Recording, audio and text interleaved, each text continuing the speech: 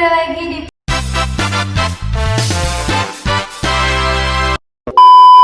bersama kami. Saya sendiri Rahma Natasha, dan di sini saya sama teman-teman saya yang di sebelah kami ada. Saya Miranda Dwi Mayanti. Saya Dea Rahmadani. Saya Sumita Sanindra Mayanti. Saya Rani Putri Armanita. Saya Dea Natasha Bella.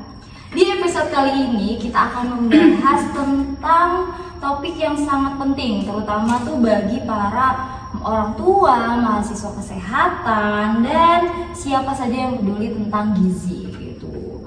Yaitu apa nih?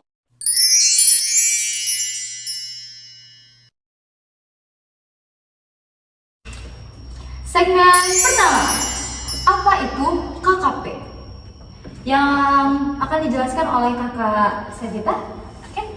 Jadi sini saya akan menjelaskan tentang KKP. Jadi KKP itu kekurangan asupan kalori dan protein. Jadi biasanya tuh terjadi di negara-negara berkembang. Contohnya kayak Indonesia ini. Nah, biasanya tuh tubuh yang kekurangan asupan kalori dan protein itu dia lemas gitu kan.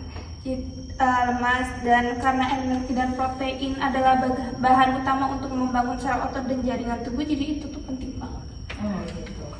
Jadi ya. Segmen kedua, penyebab KKP.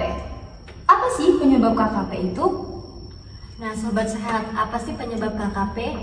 Ada beberapa faktor penyebab KKP, diantaranya ialah yang pertama itu kurangnya asupan makanan yang baik dari segi jumlah maupun kualitas gizinya. Kemiskinan juga yang membuat keluarga sulit memperoleh bahan makanan yang bergizi.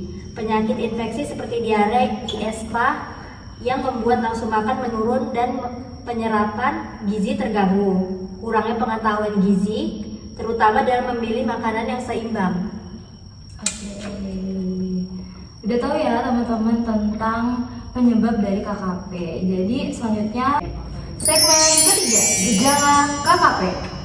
Apa sih gejala KKP itu? Yang akan dijelaskan oleh Kak Miranda.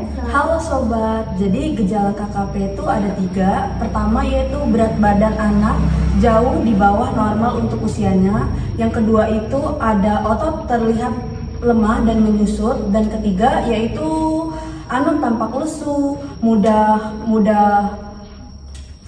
sakit dan tidak aktif saat bermain. Oke. Biasanya kalau dari kasus berat gitu ada nggak sih Kak? Ada, yaitu munculnya edema atau pembekakan pada anak. Oke, itu dari tanda gejala ya teman-teman. Terus kita lanjut ke segmen 4, yaitu jenis-jenis dari KKP. Jenis-jenis dari KKP apa aja sih yang akan dijelaskan oleh dari kakak Dea? Silahkan. Oke sobat, jadi jenis-jenis KKP itu ada 2. Yang pertama itu ada maramus. Maramus itu kekurangan energi dan protein berat sehingga membuat badan anak-anak ini jadi kurus seperti itu. Terus yang kedua itu ada kwashiorkor, itu seperti kekurangan protein yang menyebabkan bengkak terutama pada kaki dan wajah. Namun kadang-kadang keduanya ini bisa bersamaan terjadinya. Nah, di situ disebut dengan marasmik kwashiorkor. Oke. Jadi ada 2 jenis ya teman-teman ya. Oke, kita masuk ke segmen terakhir, segmen kelima, yaitu pencegahan dan penanganannya. Sobat sehat harus tahu cara pencegahan dan penanganannya. Jadi benar-benar harus disimak ya teman-teman, yang akan dijelaskan oleh kakak Dea. Halo sobat, jadi saya di sini akan menjelaskan tentang penanganan dan pencegahan. Jadi di sini itu untuk mencegah KKP sendiri itu pasti dari asupan gizi yang seimbang. Berikan makanan yang mengandung karbohidrat, protein, vitamin lemak dan mineral secara cukup. Biasanya yang kita sering dengar itu biasanya tuh 4 sehat 5 sempurna ya.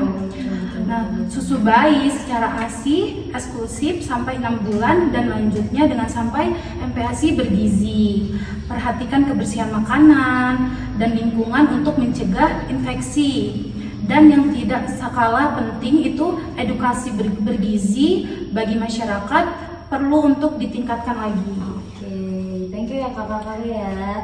Jadi teman-teman, jadi sobat sehat bisa kita rangkum di sini kalau kurang kalori protein bukan hanya masalah kurang makan, tapi juga kurang perhatian terhadap gizi seimbang. Mari kita mulai dari diri sendiri dan keluarga untuk memastikan setiap piring berisi makanan yang bergizi dan beragam. Kayak yang tadi udah disebutin sama Kak Deia ya. Oke. Sekian aja podcast hari ini. Terima kasih sudah mendengarkan podcast Sehat Bersama kami. Sampai jumpa di episode berikutnya. Jadi tetap sehat, tetap semangat. Terima kasih. Bye bye.